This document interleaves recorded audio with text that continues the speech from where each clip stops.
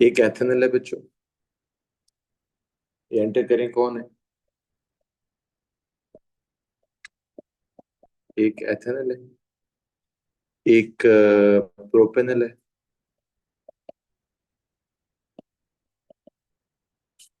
और एक तीसरा कौन है? प्रोपेनॉन। इन तीनों को बनाए अपने पास। State the functional group in ethanal, propanal and propanone. तीनों में एक कॉमन फंक्शनल ग्रुप होता है, कौन सा होता है बच्चों? What is the functional group present in all these three? No, ethanal, propanal and propanone. कौन सा फंक्शनल ग्रुप होता है इन तीनों में बच्चे? जो आप बताएं। CO, carbonate. ये कार्बोनिल हाइड्रोकीटोन है ना, तो कार्बोनिल होता है जी, which is C double bond O।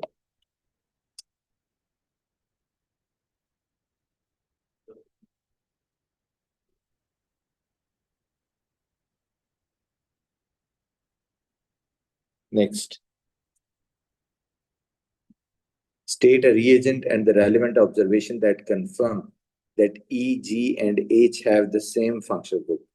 क्या बच्चों रिएजेंट यूज होगा जो ये कंफर्म करे कि ई जी जो है ना सेम फंक्शनल ग्रुप है? कोई बता सकता है? दोनों कार्बोनिल का एक टेस्ट होता है, एक रिएजेंट यूज होता है। क्या रिएजेंट यूज होता है कार्बोनिल के टेस्ट के लिए बच्चों? ऐड करना होता है 2,4-DNPH, two four dinitrophenyl hydrazine. Okay, two four dinitrophenyl hydrazine. Observation क्या होगी? What is the observation? No, orange PPT. No, yellow उसका होता है ट्राइआइडो का।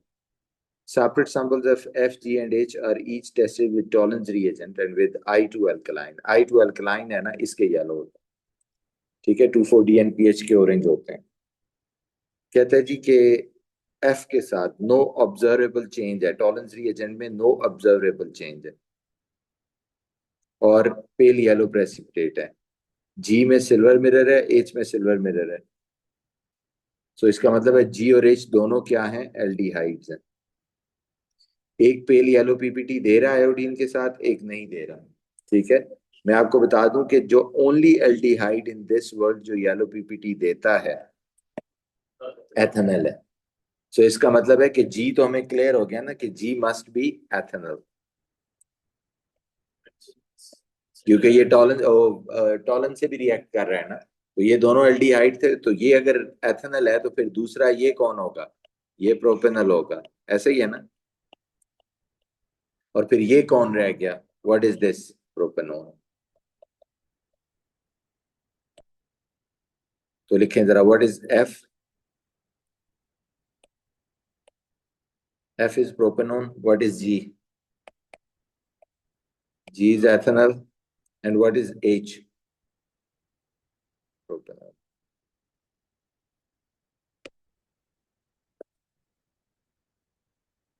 Compound J does not contain the same functional group as F, G, and H. Compound J also reacts with I2 alkaline to form a yellow precipitate, right? Sorry, sorry. Identify the yellow precipitate with I2 aqueous alkaline. Add to separate samples of F and G. Yellow precipitate अभी मैंने आपको बताया था, iodine डालने से जो yellow PPT आते हैं वो किसके होते हैं? वो ट्राइआइडो मीथेन के होते हैं, राइट? तो it is triiodomethane, C H ये आई। बात दोबारा बताएं। कि जो I2 एक्वस अल्कलाइन डालने से ना जो येलो पीपीटी आते हैं वो ट्राइआइडो मीथेन के होते हैं। ओके, इनके एस के ग्रुप पे लिखने का इनका मौका है, और A2 के भी जी। P1 और P2 दोनों, और जो वो 4-5 है। नेक्स्ट है compound J does not contain the same functional group as F, G, and H. Compound J also reacts with aqueous iodine alkaline, right? तो क्या होगा yellow precipitate? Structure of compound J कह रहे कंपाउंड J का क्या structure होगा? उसमें carbonyl नहीं है। अगर कार्बोनिल ना हो तो दो, अगर आपको याद हो तो एक तो ये कार्बोनिल वाला देता है ना आयोडीन के साथ येलो पीपीटी, एक और भी देता है, और वो क्या है? वो है CH3CHOH। ये तो इसका मतलब है ये जो कंपाउंड जे है must be an alcohol, either primary alcohol ethanol या फिर कोई भी सेकेंडरी अल्कोहल हो सकता है। ठीक है, सो CH3 जो ये है CHOH के साथ आगे आप कह रहे हैं R भी हो सकता है, और CH3CHOH के साथ आगे H, राइट? क्लियर है बच्चों? दिस इज क्वेश्चन नंबर 6, दोनों P4 P5। Okay, question number 5 जी, come to the question number 5 now.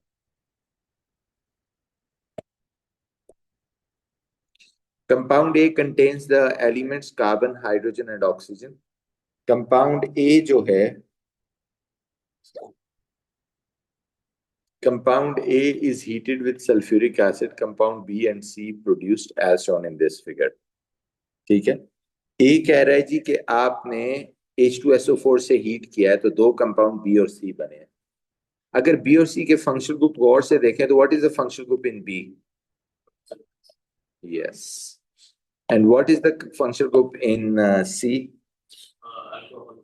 Yes, तो आपको फौरन समझ आ जाती है कि ये तो एस्टर ही होगा ए, क्योंकि एस्टर की हमने हाइड्रोलिसिस की है ना। ये दोनों रिएजेंट भी ये बता रहे हैं, वाटर और H2SO4, कि आपने एसिडिक हाइड्रोलिसिस की है तो ये बना होगा, राइट?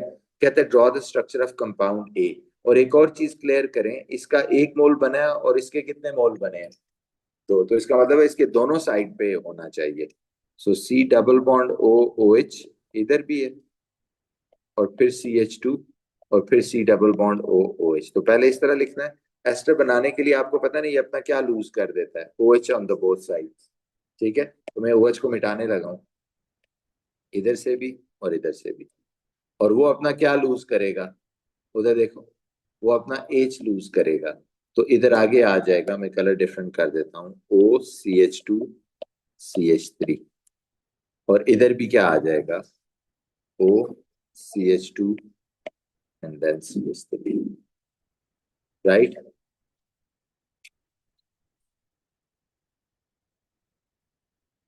So ये है जी बच्चों A, this is the A. So here you draw the structure of A. समझ आ गया ना बात?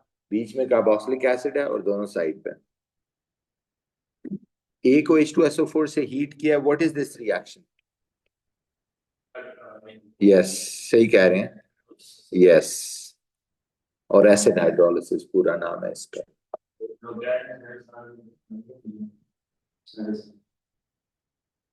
आज when aqueous sodium carbonate is added to a separate samples of B and C, effervescence is observed with B only. जी बच्चे, sir ये acid base reaction नहीं है? No, आप देखें ये एस्टर था, और एस्टर ने वाटर और सल्फ्यूरिक एसिड से रिएक्ट किया, और एसिड का एक ही रिएक्शन हमारे सिलेबस में है और उसे हाइड्रोलिसिस बोलते हैं।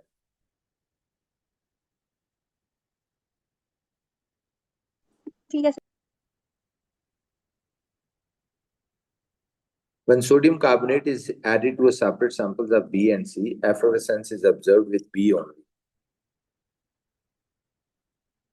कहता है B और C को जब आपने सोडियम कार्बोनेट डालेंगे तो आपको पता है कार्बोनेट सिर्फ किस से रिएक्ट करते हैं? ऑब्वियसली सिर्फ एसिड से रिएक्ट करते हैं, अल्कोहल से तो नहीं करते। और एफरवेसेंस होती है because of the production of carbon dioxide. Okay, तो कह रहे जी आप right describe reaction between B and excess of sodium carbonate. तो आपको पता है ना क्या होता है, मेटल जब भी रिएक्ट करते हैं एसिड के किसको डिस्प्लेस कर देते हैं? एच को, और सॉल्ट बना देते हैं। तो बेसिकली अब ये दोनों साइड पे सॉल्ट बन जाएगा, इधर भी COONA आ जाएगा, फिर आगे CH2, फिर COO Na इधर भी आ जाएगा, राइट। सो 2 नेगेटिव चार्ज आ जाएगा इस पे, ओके। प्लस CO2 बन जाएगा, प्लस H2O बन जाएगा, salt water and carbon dioxide. और बैलेंस भी कर लें तो ये बैलेंस भी हो गई है।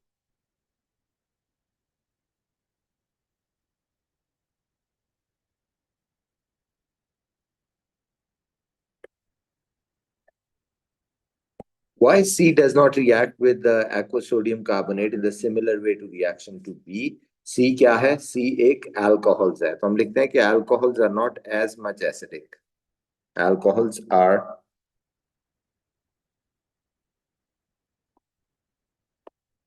not as much strong acid as carboxylic acid.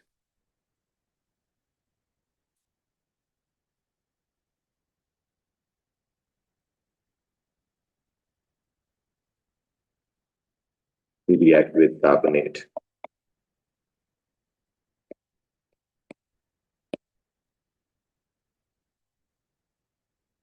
A student suggests the two-step synthesis to produce B as shown in the figure. This additive reagent condition required for step 1 and step 2. आपको गौर से देखना होता है बच्चों क्या हो रहा है। स्टेप 1 में ये दो Cl थे, उनकी जगह कौन आ गया? OH। तो हेलो एल्केन की सब्स्टिट्यूशन हुई है, वो हमेशा आपको पता है NaOH एक्वस से होती है या KOH एक्वस से होती है।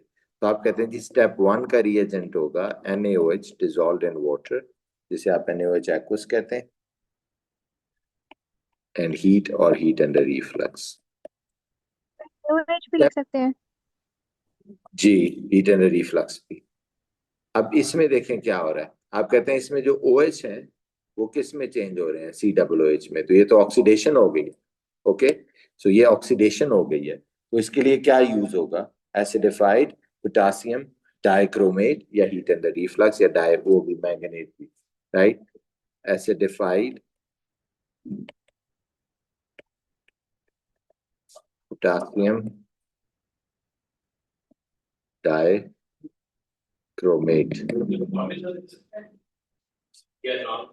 हाँ लिख सकते। पोटासियम डाइक्रोमेट, जब नाम लिखेंगे तो आगे पूरा उसका चार्ज भी लिखना है, ओके। नाम लिखेंगे तो चार्ज भी लिखना है, okay. And heat under reflux.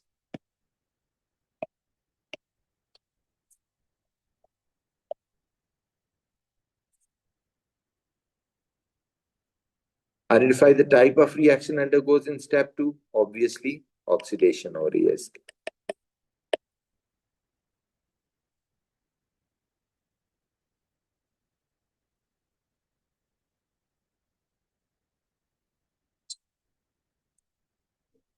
Next है जी B reacts.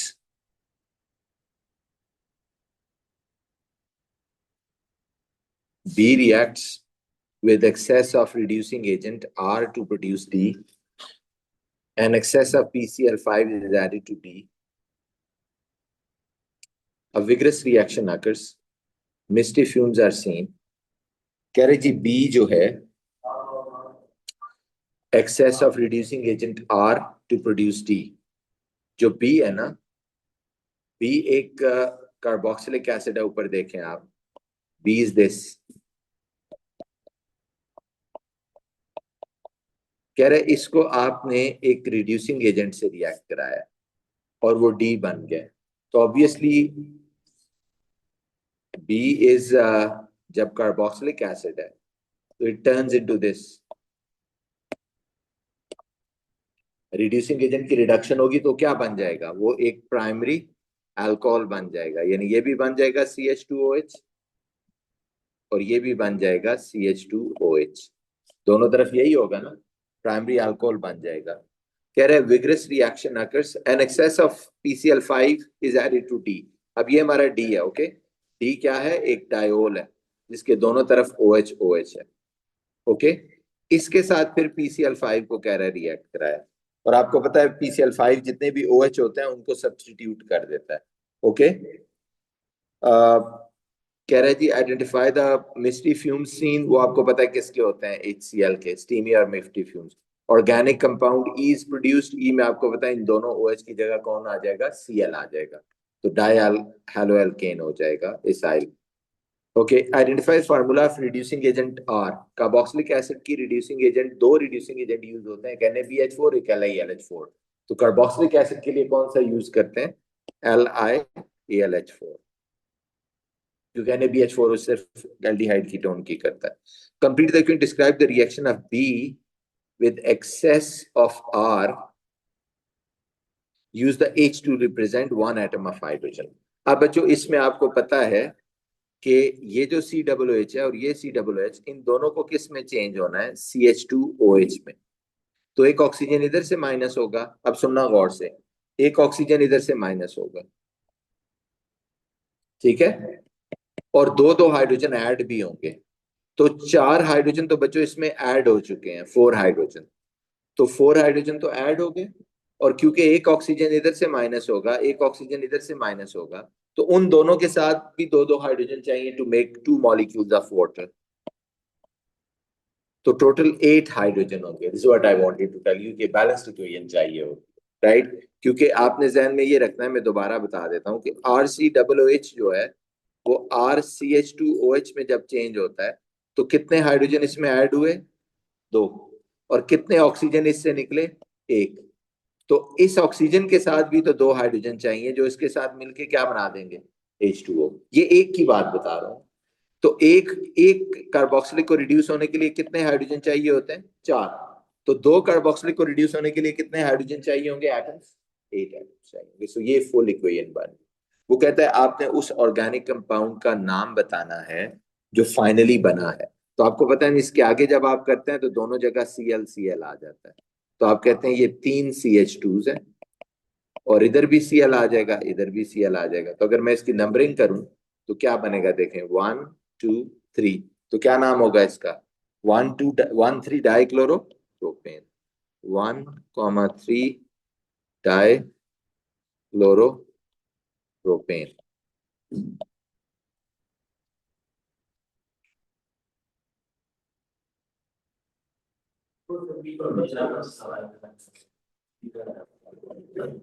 Right, so that's all about this question number 5, sorry. Now come to the question number 4। जी आप कुछ पूछ रहे हैं बच्चे, आप कुछ पूछ रहे हैं, आपने कुछ पूछे, क्वेश्चन नंबर 4 जी, नीचे,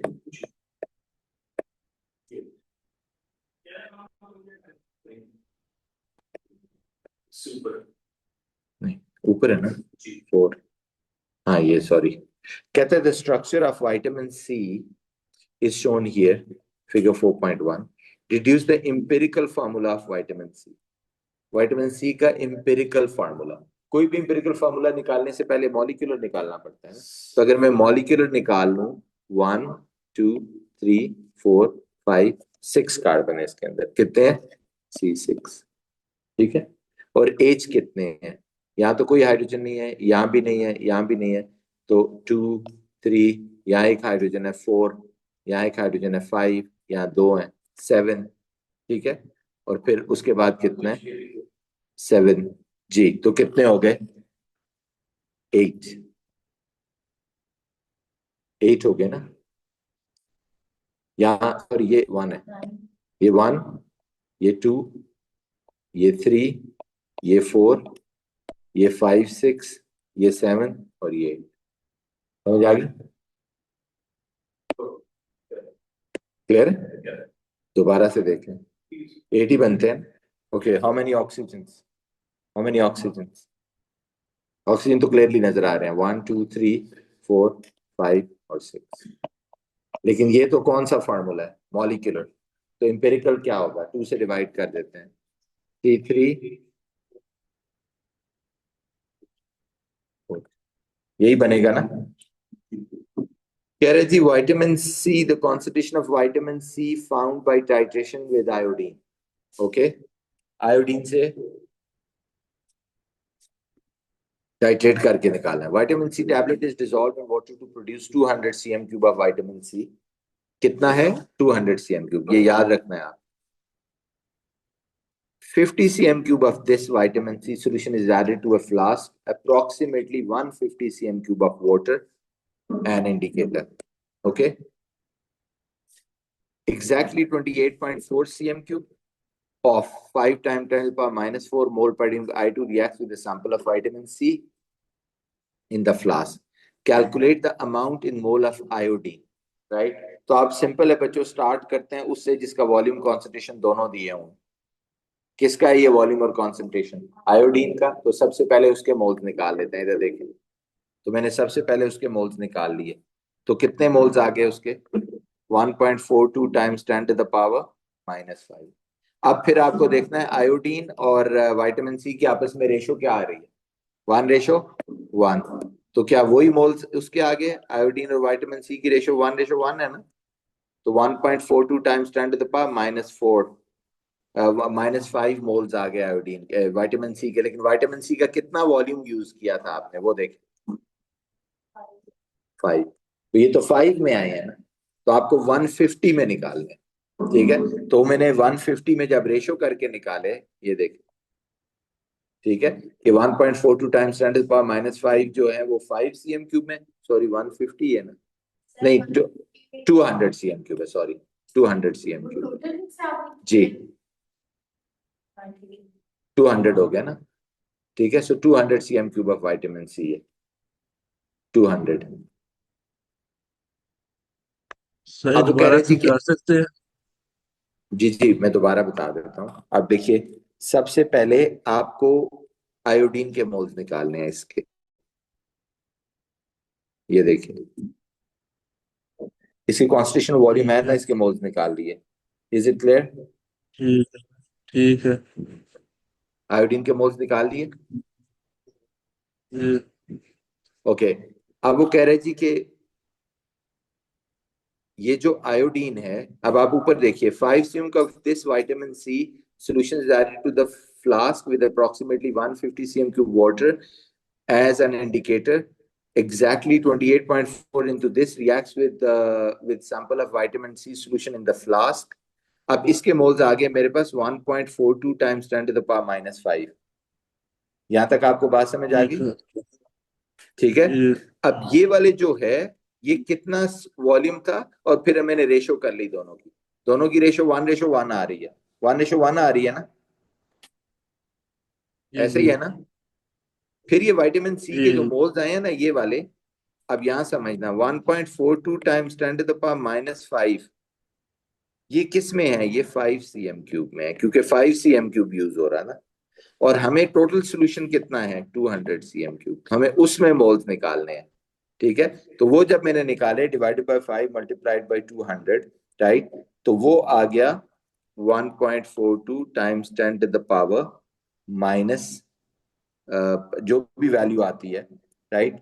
तो आपने इसको विटामिन सी के एमआर से मल्टीप्लाई कर देना है, जो कि कितना है? 176। तो इसको आपने 176 से मल्टीप्लाई कर दिया। Okay, that gives you the तो मास क्यों ऑफ किया विटामिन। 176? सर 176 से क्यों मल्टीप्लाई मैथ्स किया? निकालना था ना, मोल्स गिवन हो तो आपको मैथ्स निकालना हो तो आप किससे मल्टीप्लाई कर देते हो? ए सर आर या एम? उसे क्या अमाउंट ऑफ I2? जी जी, आप देखें ना, इसमें नीचे नीचे चले गए, अब हम ये निकालना है, ये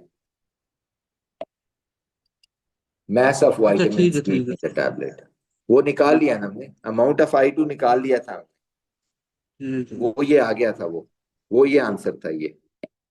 फिर हम नीचे चले गए, उसने कहा use to calculate the mass of vitamin C. तो अब ये उसकी वर्किंग कर रहे हैं कि अच्छा 1.42 times 10 to the power -5 moles कितने में थे? 5 में थे।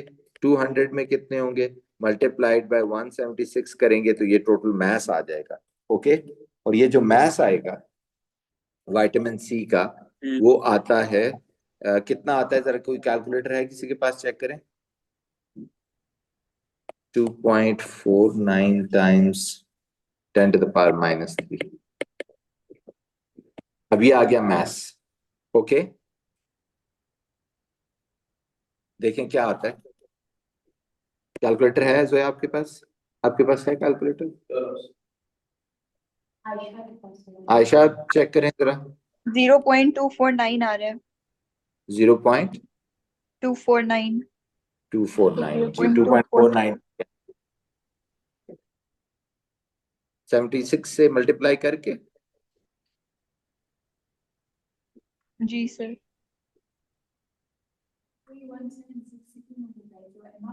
जी मैथ्स निकाला है ना हमने उसका।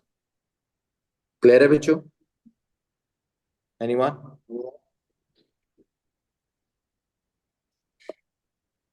कह रहे deduce the role of I2 in the reaction figure 4.2। क्या रोल है I2 का यहाँ पे? खुद I2 के ऑक्सीडेशन स्टेट में क्या चेंज आ रहा है देखें। 0 से रिडक्शन है, तो जो रिडक्शन होता है वो कौन सा एजेंट होता है? Yes, oxidising agent.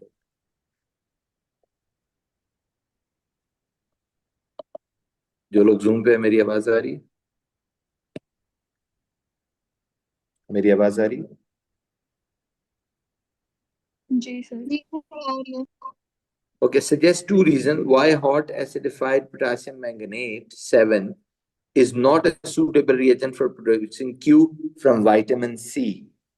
Vitamin C से क्यू बनाने में, ये आप गौर से देखें, वो कह रहा है इसको इसमें कन्वर्ट करने के लिए आपने वो क्यों नहीं यूज किया?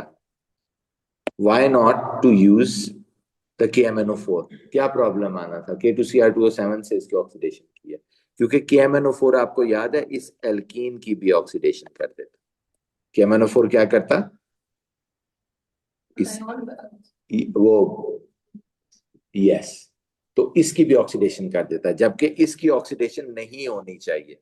नहीं हुई ना उसकी ऑक्सीडेशन, ठीक है। आप कहते हैं जी K2Cr2O7 सिर्फ अल्कोहल से रिएक्ट करता है और पी से, विटामिन सी से क्यू बनने में ओनली अल्कोहल्स आर ऑक्सीडाइज।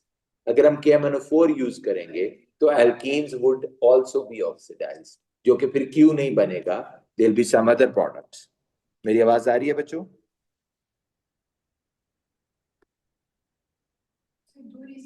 जी, दोनों रीजन बता दिए ना, कि आप कहते हैं जी कि why hot consider KMNO4 is not suitable for this, right? तो आप कहते हैं जी पहला रीजन क्या है कि KMNO4,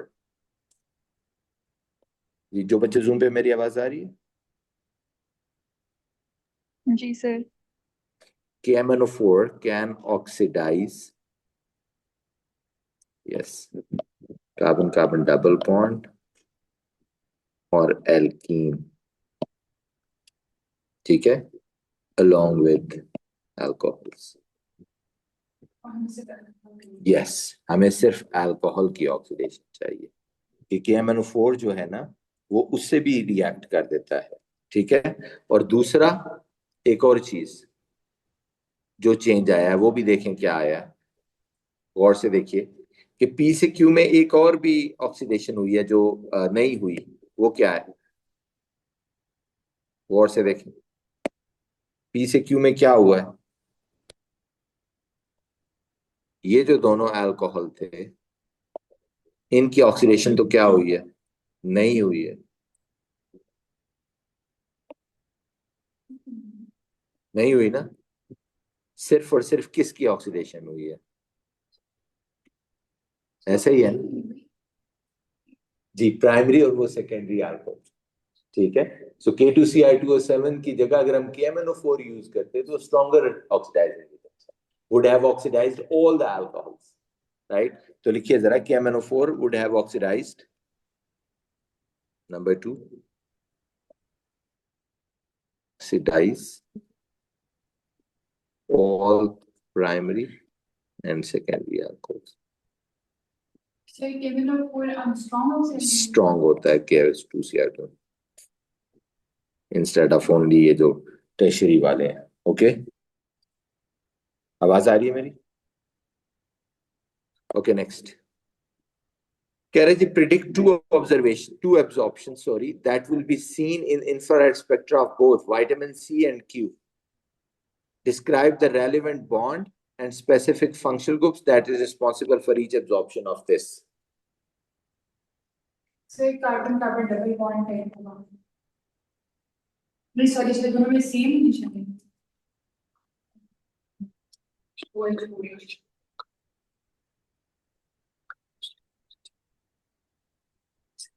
Sir, OH bond or C. Two absorption that disintegrates both C and Q. Describe the Rayleigh bond specific function group that is responsible for each absorption peaks. जी बच्चों, C double bond O. जो दोनों में है आप वो बता रहे हैं, कौन कौन सी दोनों में है जी?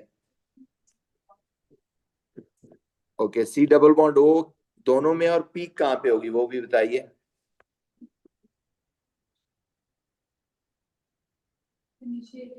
Both C and Q.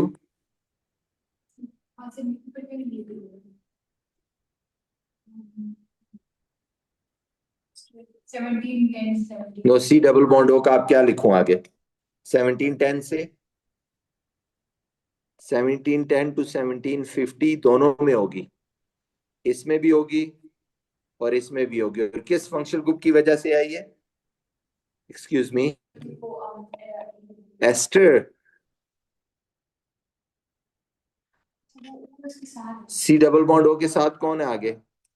तो ये तो एस्टर नहीं है। नेक्स्ट, और कौन सी पीक होगी जो दोनों में होगी? कोई जूम से भी बताए। OH की कहां कहां पे? अल्कोहल वाला OH होता है हाइड्रोक्सी, 3200 से 3650।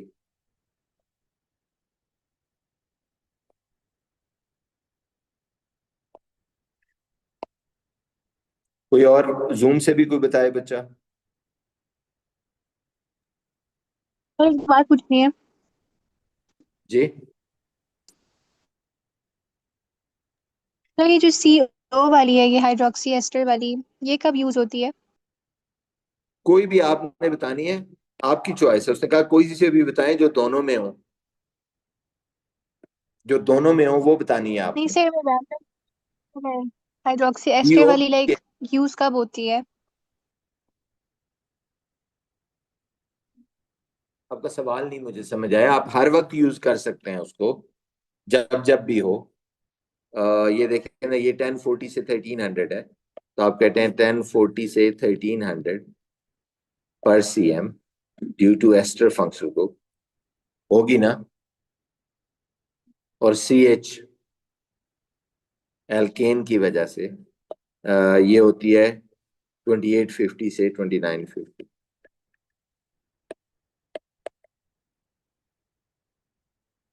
ये सारी दोनों में होंगी क्योंकि इधर भी CH है और इधर भी CH है। अब ये सारी पीक्स दोनों में होंगी। इधर देखो CO इसमें भी है, CO इसमें भी है। इधर देखो OH इसमें भी है, OH इसमें भी है। स्ट्रॉन्ग और पीरियड वो इसमें नहीं इंक्लूड करना कि स्ट्रॉन्ग है या फिर वीक डॉट है जो भी। आप पीक्स की आगे डिस्क्रिप्शन दे सकते हैं। नहीं, इसमें तो उसने सिर्फ फंक्शनल ग्रुप मांगा था और रेंज मांगा। ठीक है, तो आप अगर स्पेक्ट्रम हो तो उसमें साथ दे देते होते हैं डिस्क्रिप्शन। अगर आप चाहें तो दे भी सकते हैं, लेकिन यहाँ उसने कुछ लिखी हुई नहीं, तो हमें नहीं पता कौन सी स्ट्रॉन्ग है कौन सी ब्रॉड। Okay, next. या विल कंटिन्यू दिस, यहाँ पे रुक जाते हैं। इसके हमने लास्ट 4 सवाल किए हैं, कल फर्स्ट 3 सवाल करेंगे। Okay, will continue this.